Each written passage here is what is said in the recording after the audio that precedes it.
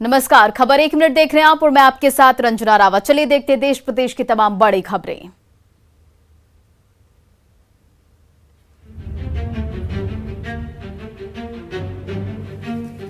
बिहार में जनता दरबार का दौर शुरू हो गया है। मुख्यमंत्री नीतीश कुमार ने कई सालों बाद फिर से जनता के दरबार में मुख्यमंत्री कार्यक्रम की शुरुआत की, तो बीजेपी कोटे के मंत्री सहयोग कार्यक्रम के नाम से पार्टी दफ्तर में जनता दरबार लगाने लगे और अब जेडीयू ने तय किया है कि उनके मंत्री हफ्ते में 4 दिन पार्टी दफ्तर में जनता दरबार भी लगाएंगे। हम लोगों ने पार्टी ने तय किया है, मुख्यमंत्री जी की भी इच्छा थी, तो हम लोगों ने तय किया है कि हमारे सभी साथी मंत्री पार्टी कार्यालय में 4 दिन बैठेंगे, जो मंगल, बुध, बृहस्पतिवार और शुक्रवार को। मंगलवार, बुधवार और शुक्रवार को ये दरबार सुबह 11:30 बजे से सजेगा, जबकि गुरुवार को 11 बजे से शुरू होगा।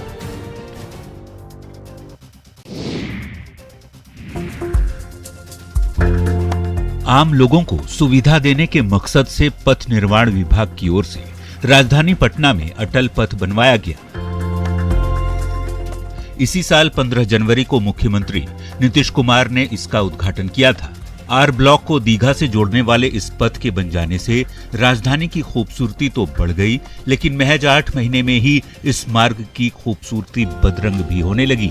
सड़क किनारे बनाए गए लोहे के बैरिकेडिंग को कई जगहों पर लोगों ने अपनी सुविधा के लिए तोड़ दिया है, ताकि सड़क के इस पार से उस पार तक जाया जा सके। टूटे ग्रिल से लोग बेरोक टोक आते जाते रहते हैं। जाने का रास्ता है और आदमी का आगे रहा है। सब लोग गलती करेगा तो आप भी गलती करेंगे। सर ऊपर वाला सीढ़ियाँ चालू होगा तभी ना। तो ये तो गलत तरीका है कि नहीं आने जाने का? गलत तरीका। इस सड़क के बन जाने से पटना वासियों को जाम से मुक्ति तो मिली ही, सफर भी आसान हो गया, लेकिन अपनी सुविधा के लिए लोगों ने जहां तहां लोहे के ग्रिल काट दिए हैं और इससे हादसे का खतरा बना रहता है। पटना के गांधी घाट पर गंगा नदी खतरे के निशान से ऊपर बह रही है। यहाँ पर बड़ी संख्या में लोग पहुंच रहे हैं और नावों का परिचालन भी हो रहा है, जबकि सरकार की ओर से इन दोनों पर रोक लगा दी गई है। कुछ दिन पहले ही पटना से सटे फतुहा में नदी थाने के कच्ची दरगाह के पास बड़ा हादसा हुआ था। गंगा के मझधार में ऊपर से गुजर रही हाई टेंशन तार से पतवार टकरा गई, जिसमें कई लोग झुलस गए थे। हालांकि कई दिनों से गंगा नदी के जलस्तर में कमी आ रही है, लेकिन मौसम विभाग की चेतावनी ने फिर से आपदा प्रबंधन विभाग की चुनौतियां बढ़ा दी है। मौसम विभाग ने अगले 48 घंटे के लिए उत्तर पूर्वी और मध्य बिहार में मध्यम से भारी बारिश की चेतावनी दी है। उधर गंडक, बागमती के अलावे अधवारा समूह की नदियां उफान पर हैं। ऐसे में छुट्टी के दिन भी कंट्रोल रूम में लोग डटे हुए थे।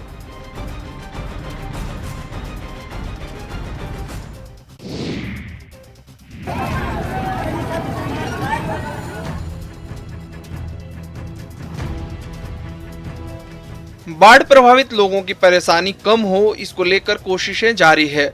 कई जगह पर लोगों के लिए प्रशासन की तरफ से व्यवस्था की गई है। खगड़िया के करीब 2.5 लाख लोग बाढ़ से प्रभावित हैं। यहाँ बाढ़ पीड़ितों के लिए 3 राहत शिविर बनाए गए हैं और जिले में 57 कम्युनिटी किचन भी चलाए जा रहे हैं। किचन में बाढ़ पीड़ितों को सुबह शाम खाना खिलाया जा रहा है। कई जगहों पर तो टेबल कुर्सी तक की व्यवस्था की गई है। साथ ही जितने भी कम्युनिटी किचन चल रहे हैं वहाँ मेडिकल कैंप भी खोला गया है। समस्तीपुर के मोहनपुर, मोहिउद्दीन नगर और विद्यापति नगर में गंगा और बाया नदी का पानी है, लिहाजा प्रशासन की ओर से बाढ़ पीड़ितों की मदद के लिए सरकारी स्तर पर कम्युनिटी किचन चलाया जा रहा है। इसमें पीड़ितों के लिए भोजन की व्यवस्था की गई है।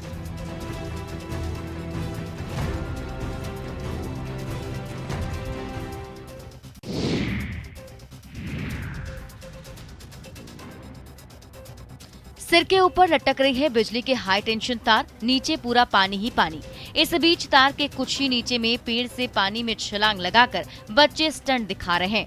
तस्वीरें कटिहार प्राणपुर विधानसभा क्षेत्र के केवाला पंचायत स्थित सरदार टोला की है। निश्चित तौर पर बाढ़ की विभीषिका के बीच सभी को खुद का और परिवार को सुरक्षित रखने के लिए संघर्ष करना पड़ रहा है, लेकिन इस बीच कटिहार की ये तस्वीरें परेशान करने वाली हैं। बच्चे जो हैं वो छलांग मार रहे थे, पेड़ पर चढ़कर छलांग मार रहे थे।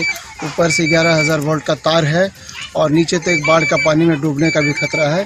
सिर्फ कटिहार ही नहीं, बाढ़ के पानी में ऊपर से छलांग लगाने की कई तस्वीरें लगातार अलग अलग जिले से आती रही हैं।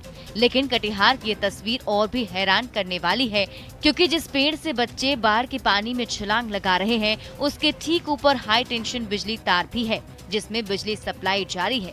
दोनों ही सूरत में बड़ा हादसा हो सकता है। ये गीत गा रहे शख्स भागलपुर के संजीव सिंह हैं, जो गीत के माध्यम से सरकार तक अपनी मांग को पहुंचाना चाह रहे हैं। दरअसल भागलपुर में न सिर्फ गंगा नदी बल्कि कोसी नदी भी अपना कहर बरपा रही है। पूरा इलाका जलमग्न हो चुका है और लोग घरों में जलकैदी बने हुए हैं। कोसी के बाढ़ की विभीषिका झेल रहे रंगरा प्रखंड के मदरौनी पंचायत के लोग अब तक सरकार और जिला प्रशासन की ओर से किसी भी प्रकार की सहायता नहीं मिलने से आक्रोशित हैं। सोहड़ा मदरौनी में वर्षों से तटबंध बनाने की मांग होती रही है, बावजूद इसके अब तक बांध का निर्माण नहीं हुआ, जिसकी वजह से हर एक साल बाढ़ का कहर झेलने को इस इलाके के लोग मजबूर हैं। ऐसे में बाढ़ की विभीषिका झेल रहे संजीव सिंह ने गीत के माध्यम से अपना दर्द बयां किया है। अब देखने वाली बात होगी कि सरकार की कानों तक ये गीत कब तक पहुंचते हैं और प्रशासन कब तक इनकी मदद करता है। गंगा नदी में उफान का असर साहिबगंज में भी दिख रहा है। नदी के बढ़े जलस्तर से परेशानी बढ़ी हुई है। राजमहल से जिला मुख्यालय को जोड़ने वाली सड़क NH 80 करीब 6 स्थानों पर टूट चुकी है। सड़क पर पिछले 5 दिनों से 2 से 3 फीट बाढ़ का पानी बह रहा है। इससे यातायात में मुश्किलें आ रही हैं। NH पर आना जाना लगभग ठप है। पानी के तेज बहाव से रोड पार करने के दौरान कई बाइक सवार गिरकर घायल भी हो चुके हैं। लेकिन मजबूरी में लोग पानी के बीच से आना और जाना कर रहे हैं। वहीं बाढ़ से बचाव और राहत कार्य के प्रशासन के दावे हवाई साबित हो रहे हैं। अब तक इन इलाकों की किसी ने सुधि नहीं ली है। बहुत दिक्कत है, यहाँ पब्लिक का बहुत तकलीफ हो रहा है। अब तक कोई प्रशासन कोई आया भी नहीं आया है। और विधायक जी आए हैं यहाँ? आया है, उसको बोले कि मेरा चाल नहीं मिलता है कभी, तो विधायक जी भी चला गया। सबसे ज्यादा परेशान किसान हैं। सैकड़ों एकड़ में लगी फसल नष्ट हो चुकी है। अब उनके सामने पूरा साल कैसे कटेगा इसकी चिंता है। शाम 5:30 बजे प्लेटफॉर्म नंबर 3 की ट्रैक से GM स्पेशल ट्रेन बस गुजरने ही वाली थी और ठीक इसी वक्त प्लेटफॉर्म नंबर 4 से एक सिरफिरे ने अचानक छलांग लगा दी। सामने वाली ट्रैक को पार करके वो उस ट्रैक पर जा पहुंचा जहां से चंद सेकंड में GM की स्पेशल ट्रेन धड़धड़ाते हुए गुजरने वाली थी। सिर पर कफन बांधे ये शख्स उस ट्रैक पर लेटने जा रहा था। जिंदगी और मौत के बीच जब चंद सेकंड का ही फासला था, तभी प्लेटफॉर्म नंबर 3 पर तैनात RPF जवान पप्पू यादव ने जैसे ही सिरफिरे की हरकत देखी, जान की बाजी लगाकर वो रेलवे ट्रैक पर कूद पड़े और उस सिरफिरे को तब तक दबोचे रखा जब तक GM की ट्रेन गुजर नहीं गई। कोडरमा रेलवे स्टेशन पर तैनात RPF जवान पप्पू यादव ने ऐन मौके पर बहादुरी नहीं दिखाई होती तो कोडरमा रेलवे स्टेशन पर बड़ा हादसा हो जाता। गनीमत है वो दुर्घटना टल गई और मौत की ओर बढ़ गई जिंदगी बच गई।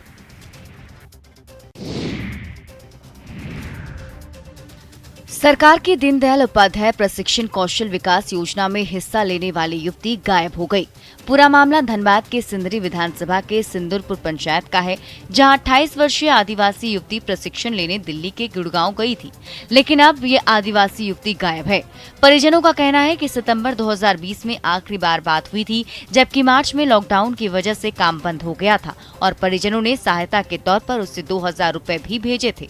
जिस मोबाइल नंबर से युवती से बात होती थी वो नंबर बिहार का किसी युवक का है, जो कि अब वो अपने गांव बिहार आ चुका है। काम बंद हो गई है, पैसा नहीं है। पैसा भी हम 2000 मार्च में भेज दिए। सितंबर महीना में लास्ट फोन की वही लड़का का नंबर से। ऐसे में परिजनों को अब भय सताने लगा है। बेटी की गुमशुदगी की रिपोर्ट भी परिजनों ने दर्ज करवाई है और अब सरकार से बेटी को ससम्मान घर पहुंचाने की मांग कर रहे हैं। स्वास्थ्य व्यवस्था को लेकर झारखंड सरकार और स्वास्थ्य मंत्री बड़े बड़े दावे करते हैं, लेकिन हकीकत एकदम अलग है। गोड्डा सदर अस्पताल की बात की जाए तो बिजली बाधित रहने से कई व्यवस्थाएं ठप पड़ी है। बिजली नहीं होने से एक्सरे का काम पूरी तरह से बंद है। इसके साथ साथ जांच लैब के काम में भी विलंब हो रहा है। बिजली की खराब व्यवस्था की शिकायत अस्पताल प्रबंधन की ओर से जिला प्रशासन को की गई, लेकिन 1 महीने बाद भी अब तक बिजली की सप्लाई शुरू नहीं हो पाई है। ट्रांसफार्मर से एक्सरे रूम तक का केबल जल जाने से ये स्थिति बनी हुई है। एक्सरे नहीं होने से मरीज वापस लौटने को मजबूर है और उन्हें निजी अस्पतालों में अधिक कीमत पर एक्सरे कराना पड़ रहा है। स्वास्थ्य विभाग में हम लोगों ने लिख के दिया है। विभाग से जैसे ही हमको कुछ अप्रूवल मिल जाता है वो बहुत जल्द हम उसको काम को करवा देंगे।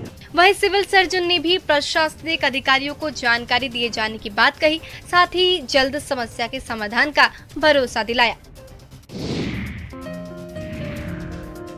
पंचायत चुनाव को लेकर गांव में चुनावी चर्चाएं जोर पकड़ने लगी हैं। मधुबनी जिले की बात करें तो यहां के गांव में इन दिनों धान रोपने का काम पूरा हो चुका है, लिहाजा खेती किसानी से जुड़े ग्रामीण थोड़े फुर्सत में हैं। ऐसे में चौक चौराहे हो या फिर गांव का चौपाल, हर जगह चुनावी बिसात बिछने लगी है। लोग अपने पंचायत में हुए कार्यों के साथ ही संभावित उम्मीदवारों के भविष्य पर चर्चा करते हुए दिखाई दिए। ये तस्वीरें मधुबनी के फुलपरास अनुमंडल स्थित गोढ़ियारी पंचायत की है, जहां आप देख पा रहे होंगे कि लोग अब ये सोच विचार कर रहे हैं कि गांव की सरकार आखिर कैसी हो।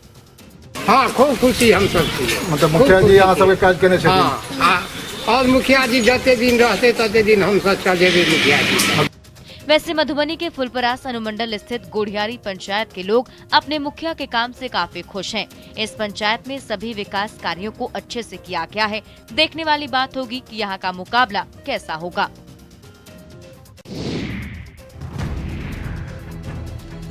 कोरोना संक्रमण में आई कमी के बाद सरकार ने स्कूलों को खोलने का फैसला किया है। इधर पंचायत चुनाव की घोषणा भी कर दी गई है। निर्देश मिलने के बाद मुंगेर जिला प्रशासन ने पंचायत चुनाव को लेकर तैयारियां भी शुरू कर दी है, लेकिन अभी भी बाढ़ के पानी में कई पंचायतों के स्कूल डूबे हुए हैं। ऐसे में जिला प्रशासन के सामने चुनाव कराना एक बड़ी चुनौती है। मुंगेर जिला की बात करें तो सदर, बरियारपुर और जमालपुर के कई पंचायत पूरी तरह से बाढ़ प्रभावित है। यहाँ पंचायत चुनाव के दौरान बूथ बनने वाले विद्यालयों में भी पानी लगा हुआ है। अभी तो 2 महीने बाद चुनाव होगी, तब तक पानी बहुत दूर तक चला जाएगा। निर्वाचन आयोग ने चुनाव का फैसला कर लिया है। संभव है कि बाढ़ प्रभावित इलाकों में अंतिम चरण में चुनाव हो, लेकिन सवाल है कि फिर से बारिश हुई और पानी भर गया तो बूथ कैसे बनेगा।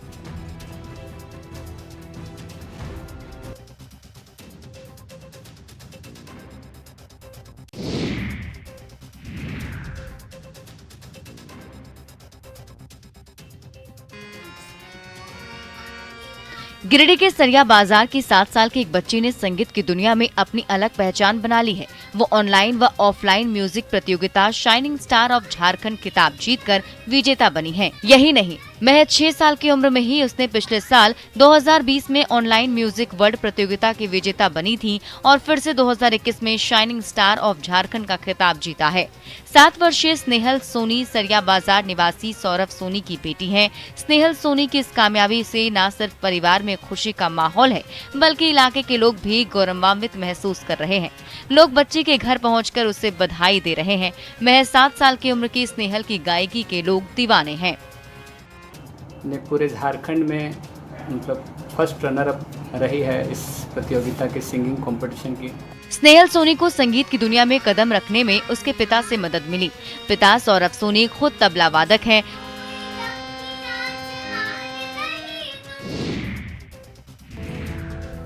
कुछ करने का जुनून हो तो मुश्किलें आसान हो जाती हैं।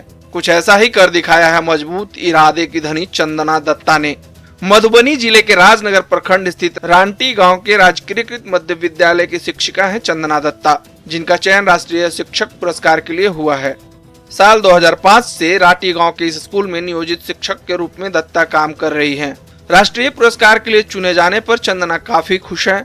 उनका कहना है कि नेशनल स्तर पर काम की सराहना हमेशा अच्छा लगता है, लेकिन सबसे ज्यादा खुशी तब होती है जब उनके प्रयासों से सीमित संसाधन के बावजूद उनका कोई छात्र अलग अलग मंच पर सफलता हासिल करता है।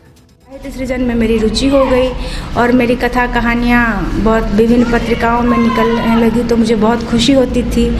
राष्ट्रीय शिक्षक पुरस्कार से चुने जाने के बाद से रांटी गांव के मिडिल स्कूल में जश्न का माहौल है। चंदना दत्ता की कामयाबी से उनके स्कूल के छात्र काफी उत्साहित हैं, वहीं साथ ही शिक्षक भी गौरवान्वित महसूस कर रहे हैं। सावन का महीना चल रहा है और बाबा वैद्यनाथ धाम के आंगन सहित पूरे शहर में सन्नाटा पसरा है। पूरी तरह से वातावरण में एक ठहराव सा प्रतीत होता है।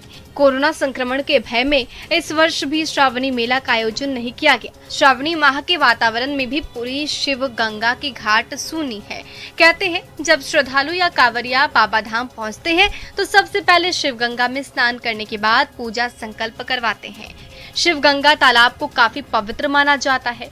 वहीं इस तालाब को स्वच्छ रखने के लिए नगर निगम की ओर से फिल्ट्रेशन प्लांट लगाया गया है, जिससे तालाब के पानी को शुद्ध कर फिर तालाब में ही छोड़ दिया जाता है। लेकिन प्लांट के बावजूद शिवगंगा तालाब की गंदगी दूर नहीं हो सकी। आज भी शिवगंगा में पानी गंदा ही दिखता है और तालाब में भी गंदगी का अंबार दिखता है। स्थानीय लोगों ने आरोप लगाया कि पानी शुद्ध और स्वच्छ करने के लिए कई योजनाएं आई, लेकिन आज भी पानी साफ नहीं हो सका। और फिलहाल इस बुलेटिन में इतना ही। बने रहे न्यूज़ 18 बिहार झारखंड के साथ।